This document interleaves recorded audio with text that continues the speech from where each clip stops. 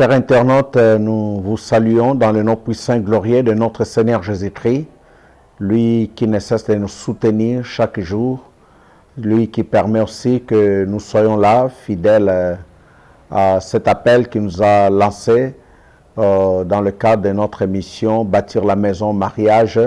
Bâtir la maison mariage qui est votre émission et la nôtre aussi.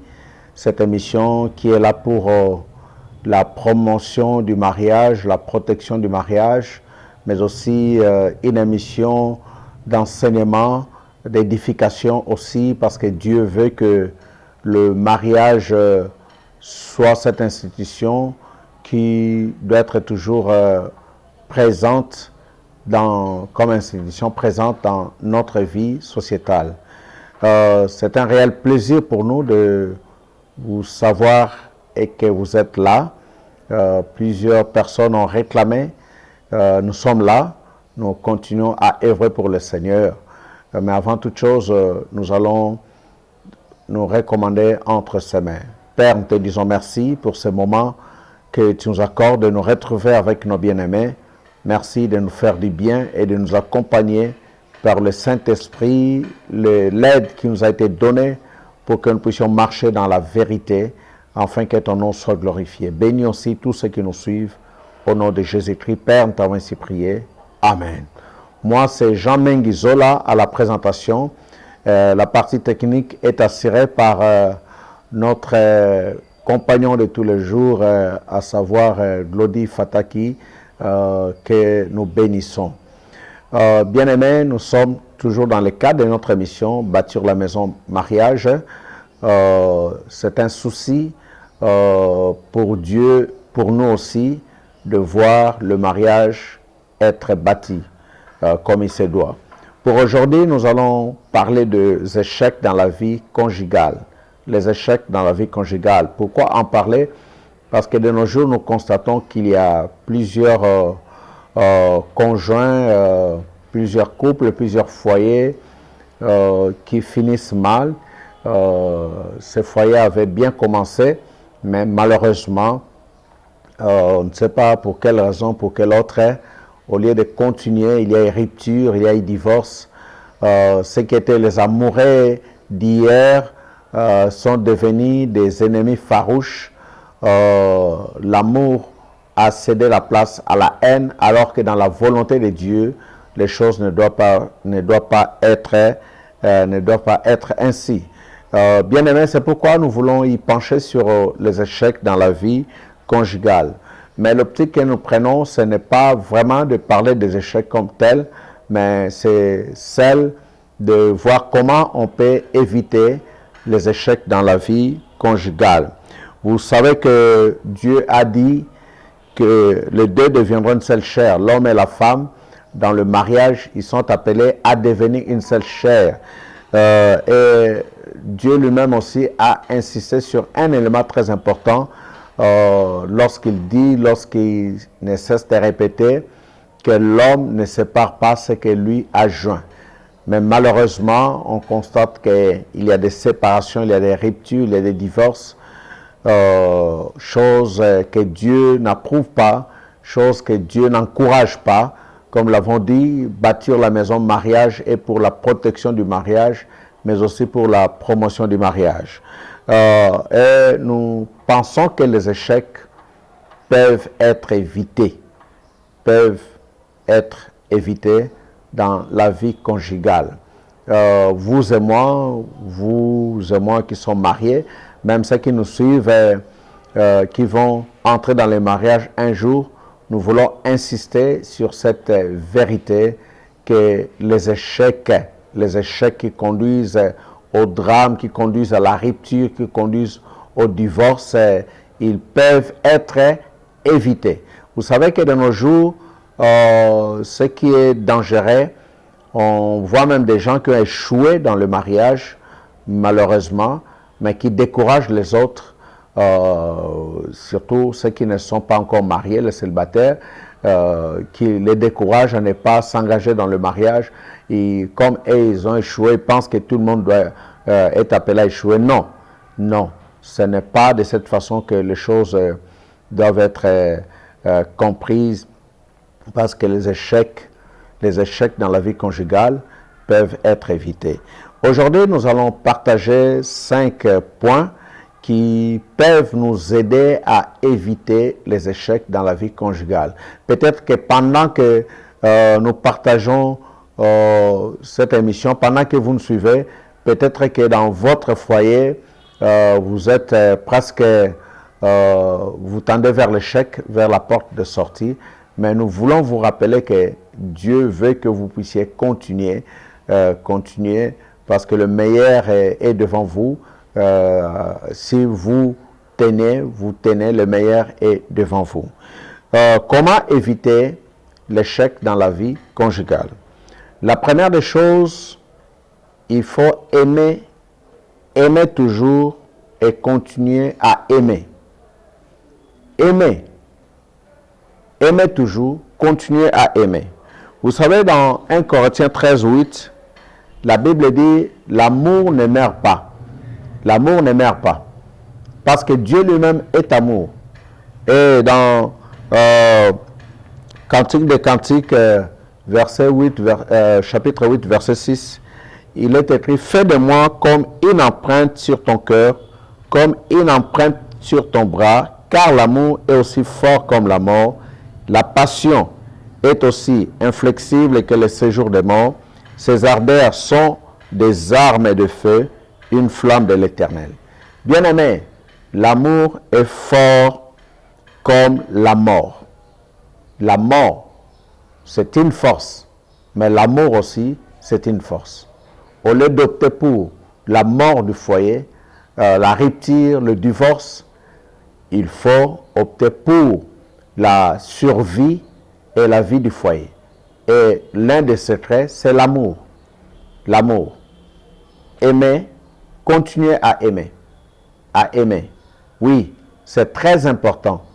L'amour donne la possibilité de pouvoir surmonter toute chose.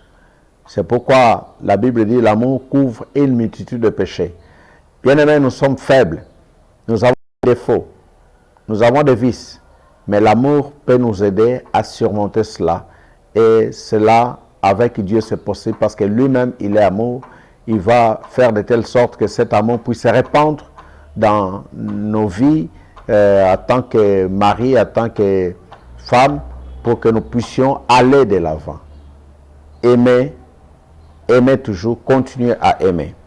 Bien-aimé, le deuxième point qui peut nous aider à éviter l'échec, c'est pratiquer la parole de Dieu dans sa vie conjugale. Plusieurs couples ne pratiquent pas la parole de Dieu dans leur vie, dans leur foyer, alors que nous sommes appelés à pratiquer la parole de Dieu. La parole de Dieu apporte la vie. Dans Matthieu chapitre 4, il est écrit « L'homme ne vivra pas de pain seulement, mais de toute parole qui sort de la bouche de Dieu. » Ce qui sort de la bouche de Dieu donne la vie.